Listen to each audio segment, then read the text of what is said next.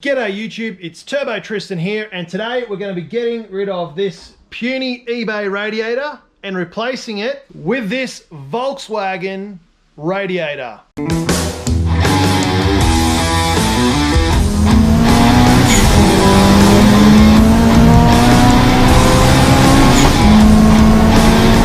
So firstly, welcome back to the channel. As many of you know, I've been suffering, and I mean suffering, with overheating problems, cooling problems, and all of the like. So we're going to do a full overhaul of the cooling system on the car, which includes a new intercooler and a new radiator.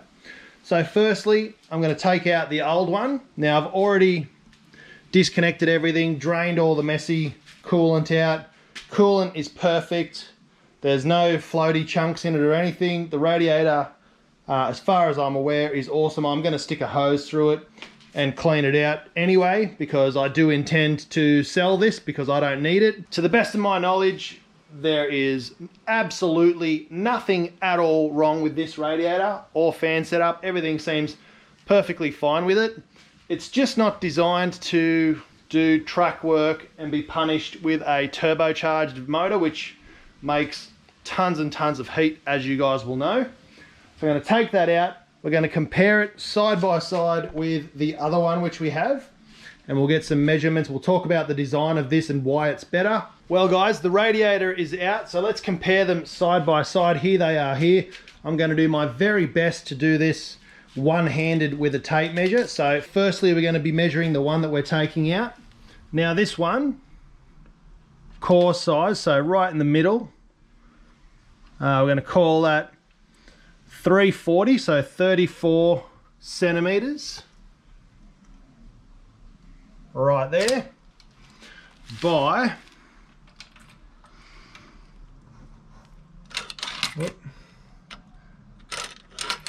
350, so 35. So 34 by 35, almost a perfect square. And thickness, we're going to call that 50 mil, so 5 centimeters thick. Now over to the new one. Here they are side by side. Already it looks about double the size, but let's measure it properly. So from the start of the core there, all the way up, we are at 525.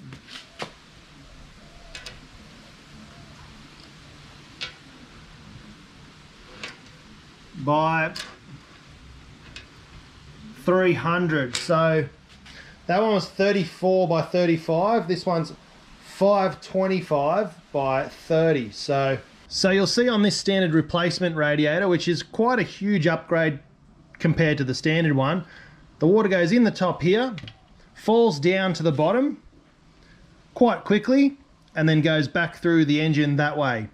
Now you go one pass all the way down, and that's it. That's your time cooling the engine's coolant. So from here to here, you've got to get the air through, you've got to pull the air through with the fan. Everything's working perfectly, but you don't have a lot of time from here to here. The way that this one is beneficial is there's a divider just here, right in the middle. So the water goes in one side, falls all the way down, and then gets forced back around and then all the way back through again. So it actually, say it's this wide, goes down but much longer, and then curves and then goes back up. So you're getting almost double. It's very, very close to double the cooling of this one in a very compact design. Now you're probably asking, where is this going to fit? The idea for this radiator is to mount it in the front, and that's going to live just here. And as you will see now, it takes up quite a lot more room. Now I'm going to have to move this back. I'm going to have to relocate the horn and trim a little bit of stuff here. And then I'm going to have to make some little mounts down the bottom here for that to go into. So what I'm really going to do here is probably just get some alloy flat plate, drill it into there, drill a hole here and put some rubber grommets there, and then mount that in. So nice and simple. The thing I need to double check is the space here and how I'm going to fit my new upgraded intercooler. So that's going to be the next challenge. I might even get a tab or something welded on here so I can run something to stabilize it in the top as well. But I think this is all going to be pretty good, pretty beneficial. We'll go in the top, all the way down, around, and then back through. It's going to run nice and cool. Because the water's running sideways, it's going to get more time to cool as well. So even if the radiator was exactly the same but just flipped on its side, it's got to go sideways through here.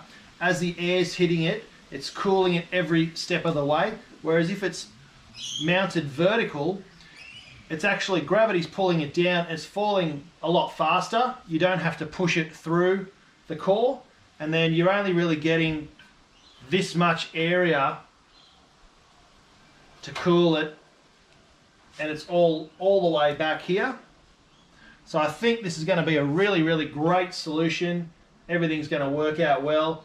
There are some tabs here and here which I could also maybe use.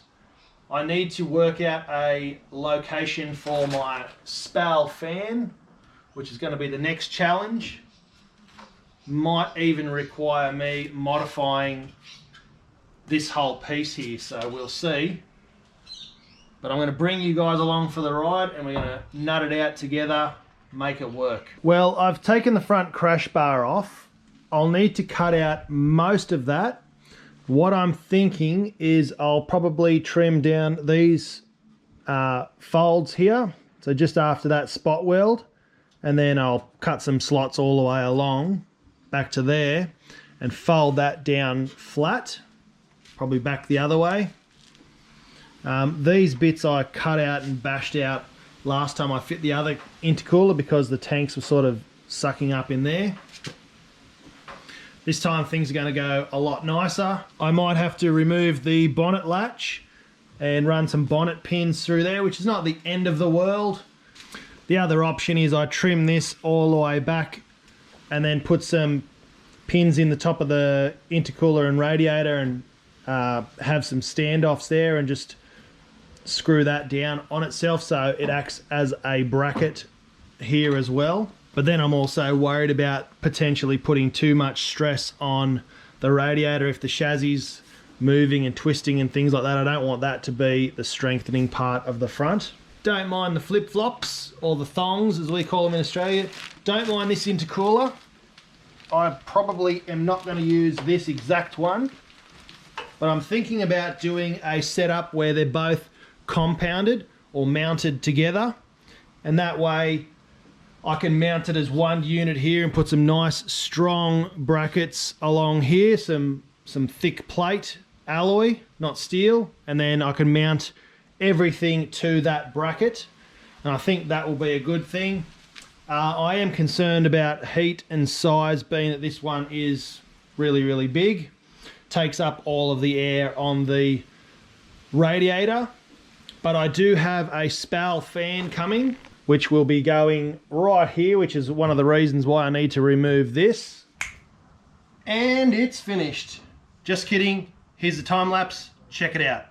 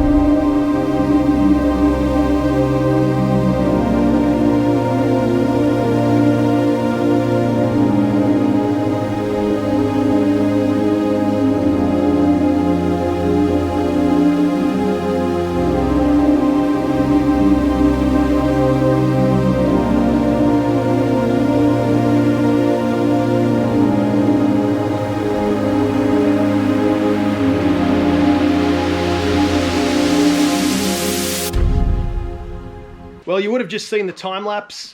It's been a couple of weeks now, and the reason for that is I was waiting on 2 hose clamps, would you believe?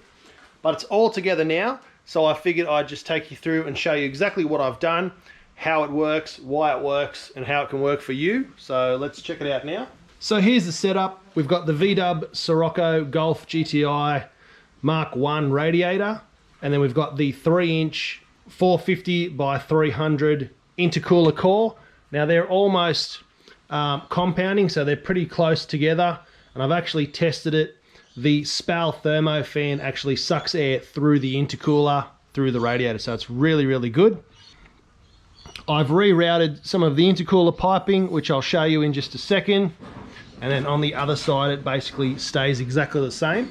I also made these really cool brackets to hold everything in place. I'm pretty proud of those. Required a bit of planning, bit of CAD design, cardboard aided design, and just made those out of some alloy. On the back side, you can see a bit better on this one. It's actually rubber mounted, so there is a bit of give in there. You can see that. I'll give it a good wiggle. Nothing rubs or rattles or squeaks, so that's all good and tight. And I've just cable tied the headlight loom out of the road. You won't even know it's there. It's still tucked, if you will. I had to trim the support which goes from the bonnet latch down to the bottom. At the moment it's not quite touching on top of the radiator. What I will do once I get down to the nut and bolt shop is I'll buy some bolts, drill out here, and then go into the intercooler, and that will strengthen that just a little bit. And yeah, that'll take care of that, and it won't really affect anything of me having to cut that. It's not going to affect the structural rigidity of the bonnet latch. It'll actually make it much stronger. You'll definitely be able to stand on that afterwards. Speaking of standing on things, you'll notice in the time lapse I cut out a lot of this radiator support and notched it down, put some 50mm by 20mm 3mm thick Rio bar in there, and then I made these really cool brackets and put those on, welded it all up. I used a bit of seam sealer on there to help hide my really crappy welds. Didn't work too well. You can still see my crappy welds, but that is super duper strong, much stronger than what was in there. You'll see right at the end of the time lapse, I actually stood on there and jumped up and down. I'm 93 kilos at the moment, which is the heaviest I've ever been. Didn't even move or flex. Off camera, my missus and I both stood on there and it didn't move at all. Granted, she doesn't weigh very much, but still, good test. Took a lot of weight, very strong. That's that, it's all mounted up. Nothing moves, it's all absolutely perfect. I'll show you what I've done in the inside. So here on the inside, we've got the radiator hoses. Now they still all run the original path. The bottom radiator hose is untouched. That's the original one I had on the car. And it actually mounts just down here, absolutely perfect. The top one I used a little bit of a spare silicone hose I had there. So I used about this much of the top of that one. So I had a spare one, and then the same thing, I just cut an elbow out of a spare bit of silicone that I had, which was radiator hose I had spare. And the other great news is the radiator overflow bottle still fits back in its original home with its original bracket, and I just shorten that hose a bit and that goes straight on there. I picked this up from eBay. It's just a short piece of pipe with bead roll at each end and a radiator cap, brand new cap, 1.1 bar of pressure, and that all fits perfectly. So as mentioned, the radiator is 160 bucks. This piece here was $20, including the cap. The thermo fan was $220, but that's a genuine Spal 12-inch thermo fan, and it's just mounted directly onto there. I've had it running and tested it. It really sucks a treat. I don't know any other way to phrase that so it doesn't sound dirty, but it really does its job really well. If I put my hand on the front of the intercooler here, it's actually sucking air through. You can sort of start to feel it about here, and then sucks the air right through and through both. Now that's not sealed around there. If I put some rubber around this and sealed that off, it would probably be even better, but I'm not that crazy yet. Maybe I'll get to that stage once we start going really, really fast, but we'll see what happens when we get there. So here's the disappointing bit. I can't actually start and run my car. When I took it to Springy Performance and we put it on the dyno to test a few things, the guys there were playing around with my cold start, and it actually somehow wiped my tune file. So I've got to get that put back in and sorted again. I've tried to load it up myself, but we've had a new update with the Haltech software and my file's quite a bit older, so it's, yeah, that's another issue for another day. But I did have it running. I have fully burped the system. This is the highest point. It's higher than the back hose by probably, I don't know, we'll try and eyeball that, maybe 2 inches higher, which would be 50 to 60 mil, maybe even close to 3 inches at its highest point. So about 70, 76 millimeters higher. It's higher than where the original radiator cap was. So that's all awesome. It bled really well, really easily. I had the car running. I checked the temperatures in and out at all points, and it was, yeah, perfect, doing its job exactly as it was supposed to. So one thing with this radiator, you might sort of say to yourself, oh, I don't want to customize my radiator support. I don't want to chop all that up, and it's not going to work for me. If you're a Honda boy and you've got a B series or even a K series, because you can actually flip the radiator all the way around and put the hoses on this side as well, so it'll work for both. Really cheap alternative. And if you're not turbo and you don't have a huge front mount here in the road, and your turbo is not hanging in the road, you can either mount that behind in the factory location, or you can mount it in front. Now, if you're a aspirated boy or girl, and you've got tons of room in here, there's heaps and heaps of space. Now, I've trimmed this, but you don't have to. There's so much room between this Rio and here. You could even keep your air conditioning and run this in front of all the bracketry and in front of the air conditioning heat exchanger, and you'd have no issues at all. You just have to not cut so much off your hoses. The bottom one would still even reach because it's got quite a bit of flex in that bottom pipe. So you could still do this on a naturally aspirated car or a car with a turbo in a different location. It's all still going to work, and really, really cost effective and really, really cheap. There's mounting tabs all the way around that radiator. You can flip it whichever way you want. It doesn't have an orientation. There's no in or out specified. It just goes in one side and out the other. So you can turn that any way you like. You could even run it in the back of the car, on the roof. The sky's the limit, guys. But for a factory replacement, it's definitely going to fit in there all perfectly.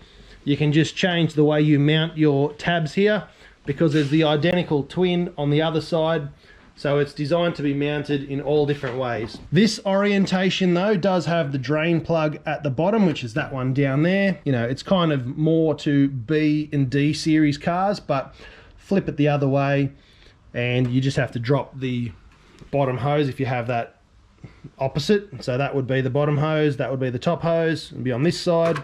So you just have to drop that to change that. So not the end of the world, not a huge issue. So yeah, I hope you like this video. I hope you like the very brief, rushed tutorial. Sorry I didn't have more footage. It was something I was doing after work, and I've actually started a new job at a new company, and it's pretty full on, which does mean there's going to be some really, really cool content coming in the future. I'll tell you more about that as it comes, but my new job allows me to work with YouTube and also have access to huge facilities, tons and tons of parts.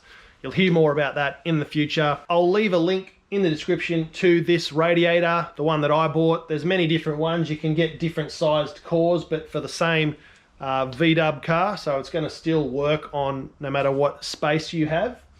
And I'll just link the little radiator cap filling point there and that neck, and we'll get that all sorted in the comments below. I just wanted to take a second to do a shout out to all of the subscribers. We have grown exponentially in the last couple of months. We're at about 100 extra subscribers per week, which is something I never thought I could do. Originally I was getting 100 subscribers every 6 months, and now it's every week. So we're flying, guys, and it's all thanks to you at home for liking and subscribing. Hit the notification bell as well so you're notified as soon as a post goes out. Thank you again to all of my Patreons. Couldn't do it without you guys.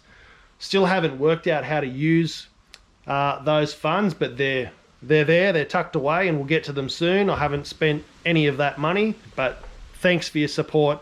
Regardless, it really means a whole lot to me, and we're definitely gonna let that build up, and we'll spend it on something awesome eventually, and it'll all be because of you guys. So thanks so much. And lastly, everyone that leaves a comment, you will know that I respond. I write back to every single one. Everyone gets a heart. I share the love. So thanks very much. I have not missed a single person. So there's a bit of a challenge. Spam me with comments, questions, anything like that on YouTube. I'll do my very, very best to answer them all. I think I'm doing a pretty good job at the moment, and you guys have helped me out so much. So things to do with wiring, soldering, welding, mounting things, how to do certain things. They helped me solve the problem of the fire ring on the eBay turbo kit, which worked a treat. So now we're boosting on that. You've helped me with check valves, you've helped me out with wiring, ECUs. The list goes on, and it's all because of you guys. Yeah, I'm the guy in front of the camera. I'm the YouTuber. Thanks for not being hard on me for not knowing all of the answers. This is actually my very first Honda. As many of you know, before that I was a Nissan guy, so everything's a learning curve for me on this car. So thanks for being gentle, and thanks for helping and sharing your knowledge. That's one thing I love about the Honda community, is everyone helps everybody else out, and sharing information. You know, whether it's watching PFI Speed, Automotive Anatomy, Boosted Boys, Humble, any of those guys, the local guys here at Elusive, Yama Racing, everyone like that, plus all my guys in Perth, Brisbane, Sydney that reach out to me all the time, people in Puerto Rico, people in America, always sharing information, their stories, their experiences. So thanks so much, guys. Thanks for watching. Don't forget to spool up, like and subscribe, and we'll see you in the next video. Thanks again.